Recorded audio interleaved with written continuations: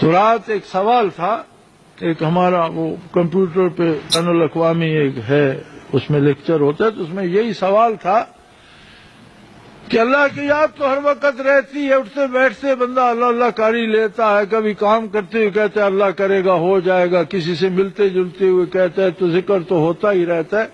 بات درست ہے، اللہ کو ماننا ذکر الہی ہے، شریعت کے مطابق ہر کام کرنا ذکر الہی ہے، لیکن یوں اللہ اللہ کرنا کہ لذت آشنائی نصیب ہو جائے چیزیں دیگر است. زندہ رہنا اور بات ہے، زندگی کے مزے لینا اور بات ہے.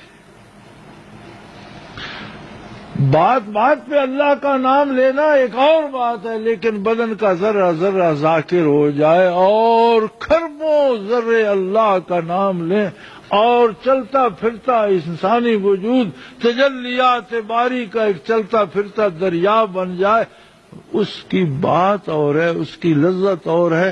دو عالم سے کرتی ہے بیگانہ دل کو، عجب چیز ہے لذت آشنائی.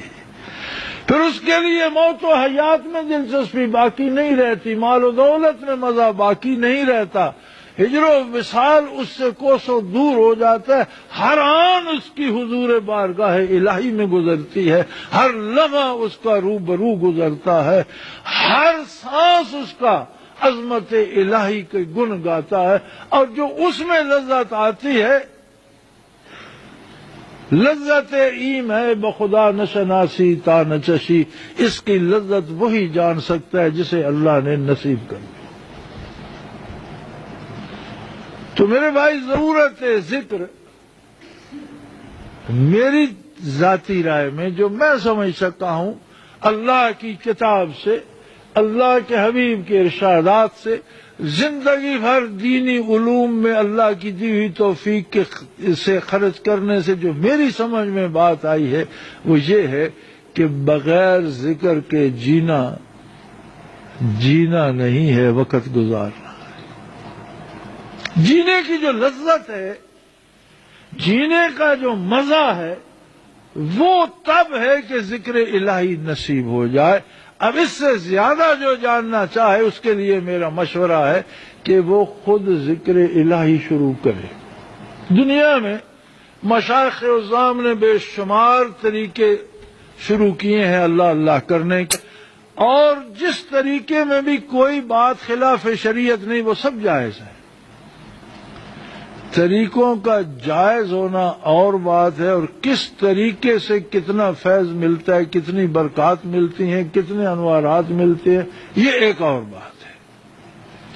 ہم سے جب بھی بات ہوگی، کوئی بات کرے گا تو ہم اسی بات کو دوہرا سکیں گے جس میں ہم نے عمریں لگا دی. جس طریقے سے ہم نے ذکر سیکھا ہم اس طرح سے سکھا سکیں گے، جس طرح سے ہم کرتے ہیں ہم اس طرح سے کرا سکیں گے. اگر کوئی کسی اور طرح سے کرتا ہے تو درست ہے، ضرور کرے، کیونکہ ہر وہ طریقہ جائز ہے اور ذکر کرنا فرض ہے. طریقہ ذکر پر نہ قرآن نے محدود کیا، نہ اللہ کے حبیب صلی اللہ علیہ وسلم نے محدود فرمایا. کوئی بھی ماں و شما اپنی طرف سے یہ نہیں کہہ سکتا کہ صرف یہی طریقہ صحیح ہے. ہر وہ طریقہ صحیح ہے جو خلاف شریعت نہ ہو. کسی بزرگ سے سیکھے، کسی اللہ والے سے سیکھے، لیکن میری یہ گزارش ضرور ہے کہ زندگی کا مزہ لینا ہے تو ذکر ضرور سیکھیں، اللہ کا ذکر سیکھیں، حاصل کریں.